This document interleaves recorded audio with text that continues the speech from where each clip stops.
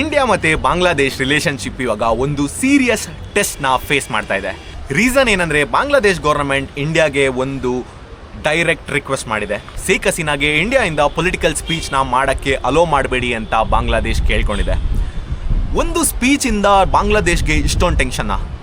Bangladesh Indian ರಿಲೇಶನ್ಶಿಪ್ನ ಈ issue ಹೆಂಗೆ escalate ಮಾಡುತ್ತೆ ಅಂತ ಈ ವಿಡಿಯೋದಲ್ಲಿ ತಿಳ್ಕೊಳ್ತಾ ಹೋಗೋಣ. So welcome back to another log of geopolitical series. ನಾವು ಇವತ್ತು ಈ ವಿಡಿಯೋದಲ್ಲಿ ಬಾಂಗ್ಲಾದೇಶ್ ಮಾಡಿರುವಂಥ ರಿಕ್ವೆಸ್ಟ್ ಮತ್ತೆ ಆ ಸ್ಪೀಚ್ ಹಿಂದ್ಗಡೆ ಇರುವಂತಹ ರಿಯಲ್ ಸ್ಟೋರಿನ ತಿಳ್ಕೊಳ್ಳೋಣ.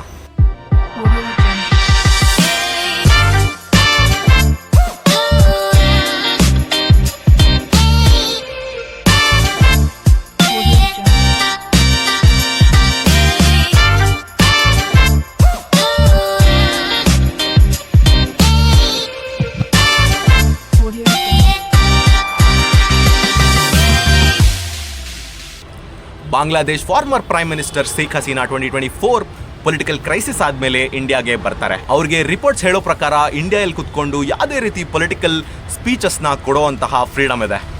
ಅದಕ್ಕೆ ಬಾಂಗ್ಲಾದೇಶ್ ಗವರ್ನಮೆಂಟ್ ಅಬ್ಜೆಕ್ಷನ್ ರೈಸ್ ಮಾಡಿದೆ.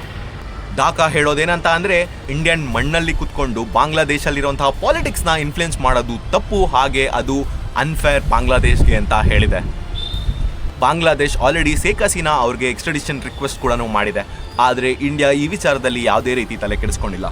ಸೊ ಈ ಇಶ್ಯೂ ಇವಾಗ ಡಿಪ್ಲೊಮ್ಯಾಟಿಕಲ್ ಲೆವೆಲ್ಗೆ ರೀಚ್ ಆಗಿದೆ. ಇನ್ನೊಂದು ಸೈಡ್ ಏನಂತ ಅಂದರೆ ಚೈನಾ ಲಾಸ್ಟ್ ಫ್ಯೂ ವರ್ಷಗಳಿಂದ ಬಾಂಗ್ಲಾದೇಶಲ್ಲಿ ಇನ್ಫ್ರಾಸ್ಟ್ರಕ್ಚರ್ ಇನ್ವೆಸ್ಟ್ಮೆಂಟ್ ಹಾಗೆ ಸ್ಟ್ರಾಟಜಿಕಲ್ ಡೆವಲಪ್ಮೆಂಟ್ಸ್ನ ತುಂಬ ಇನ್ಕ್ರೀಸ್ ಮಾಡಿದೆ. ಆವಾಗ ಇಂಡಿಯಾಗೆ ಬಾಂಗ್ಲಾದೇಶ್ ಮೇಲೆ ಫುಲ್ ಕಂಟ್ರೋಲ್ ಇರೋದಿಲ್ಲ.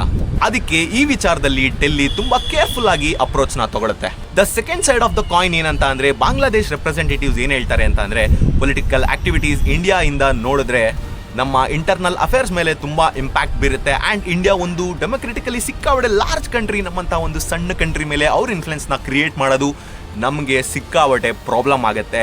ಆ್ಯಂಡ್ ನಮ್ಮದೇ ಪ್ರಜೆ ಅವ್ರ ದೇಶದಲ್ಲಿ ಕುತ್ಕೊಂಡು ನಮ್ಮ ಪಾಲಿಟಿಕ್ಸ್ನ ಇನ್ಫ್ಲುಯೆನ್ಸ್ ಮಾಡೋದಿದೆಯಲ್ಲ, ಅದು ಇನ್ನೂ ತುಂಬ ದೊಡ್ಡ ತಪ್ಪು ಅಂತ ಬಾಂಗ್ಲಾದೇಶ್ ರೆಪ್ರೆಸೆಂಟೇಟಿವ್ಸ್ ಹೇಳ್ತಾರೆ. ಇಂಡಿಯನ್ ರೆಪ್ರೆಸೆಂಟೇಟಿವ್ಸ್ ಹೇಳೋದೇನೆಂದರೆ India usually political asylums, diplomatical relationship ಮತ್ತು ಈ ಥರ ಲೀಗಲ್ ಅಬ್ಲಿಗೇಷನ್ಸ್ನ ನೀಟಾಗಿ ಬ್ಯಾಲೆನ್ಸ್ಡ್ ಆಗಿ ಇಟ್ಟಿರುತ್ತೆ.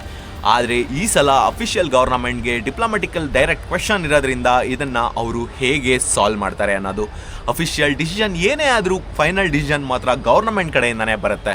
ಸೊ ಕ್ವೆಶನ್ ಒಂದೇ, ಇಂಡಿಯಾ ಬಾಂಗ್ಲಾದೇಶ್ ಜೊತೆ ರಿಲೇಷನ್ಶಿಪ್ ಸ್ಟ್ರಾಂಗ್ ಮಾಡ್ಕೊಳ್ಳೋಕ್ಕೆ ಏನು ಮಾಡುತ್ತೆ? ಸೊ ಕ್ವೆಶನ್ ಏನಂದರೆ ಇಂಡಿಯಾ ಬಾಂಗ್ಲಾದೇಶ್ ಜೊತೆ ಸ್ಟ್ರಾಂಗ್ ರಿಲೇಷನ್ಶಿಪ್ನ ಇನ್ಮುಂದೆನೂ ಮೇಂಟೈನ್ ಮಾಡುತ್ತಾ, ಅಥವಾ ಈ ಶೇಖ್ ಹಸೀನಾ ಕಾಂಟ್ರವರ್ಸಿಯಿಂದ ಹೊಸ ಡಿಪ್ಲೊಮ್ಯಾಟಿಕಲ್ ಟೆನ್ಷನ್ ಇನ್ನೂ ಜಾಸ್ತಿ ರೈಸ್ ಆಗುತ್ತಾ? ನಿಮ್ಮ ಅಭಿಪ್ರಾಯ ಏನು ಕಮೆಂಟ್ ಸೆಕ್ಷನಲ್ಲಿ ಹೇಳಿ.